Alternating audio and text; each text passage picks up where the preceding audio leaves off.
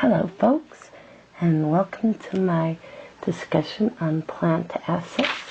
Today I am going to talk about self-constructed assets with a very specific goal. That goal is to learn how to calculate the amount of interest that you can capitalize on assets you construct for your own use. It's very unusual to be allowed to capitalize interest, and it can only be done in two instances in accounting at this point. One is for self-construct assets you make for yourself, you plan to use, and the other is for discrete inventory projects you might have that you're completing for someone for resale, like maybe building a ship or something that takes a long period of time in which time value of money would enter into it. I am going to assume that you have read the material in your textbook on self-constructed assets, and so you're familiar with the idea. I'm going to focus on the calculations involved. So this assumes you already know assets include material, labor, and overhead, and the only thing we're looking at is calculating the amount of interest that you need to add to these things to come up with the cost of the constructed asset. I would like to do 2 years in my example, so this will be a two-part pencast. I will do 2014 first, and then I will come back and do 2015, so you can see how 1 year rolls into the next. Let me put you on pause and write down some facts. I'm sorry about the scratchy voice, I got a cold. You're going to build a building, a factory, for your own use. You begin having expenditures for this factory in January of 2014, and you will complete the project on June 1st in 2015. Qualifying expenditures include materials, labor, and overhead. Let me list them for you. Our first expense was paid January 2nd, amount of $200,000. Then another $300,000 was consumed on September 3rd, and then on December 1st, another $600,000. The first thing we need to do is get a weighted average of this for the year. So let's start by doing that. So what we want to do is find our weighted average of our qualifying expenditures by adjusting our expenditures for time. The first $200,000 will be tucked into this project for the entire year, or 12 out of 12 months.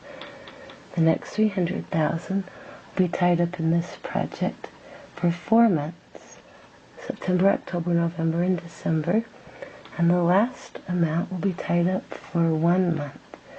We'll use these fractions to come up with the weighted average. 200,000 times 12 twelfths is a no-brainer, yeah, 200,000. 300,000 times 4 twelfths is 100,000. And 1/12 of 600,000 will be 50,000. So if you want to find out what the weighted average was for the year, calculate it in this fashion, and we'll say the weighted average accumulated expenditures for the year 2014 is $350,000.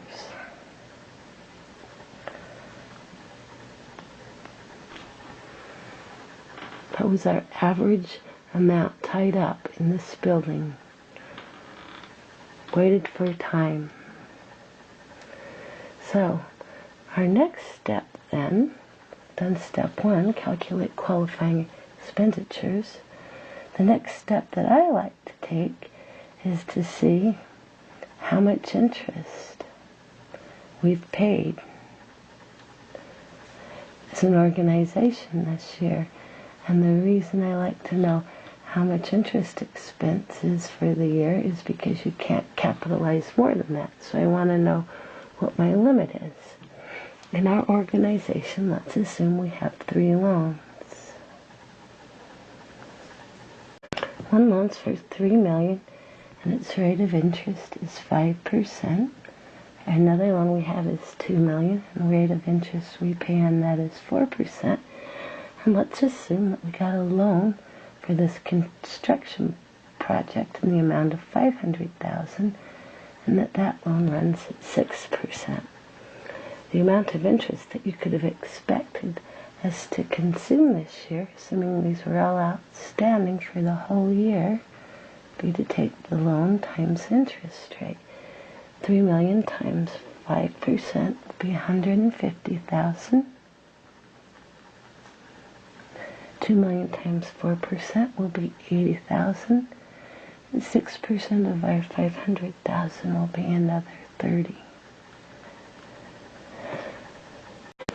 Add those together and you can see our total interest expense as a business this year was $260,000, and that represents the most that we can capitalize. Well, now that we know what our weighted average expenditures are and how much expense we've actually paid, let's go about finding out how much we get to capitalize.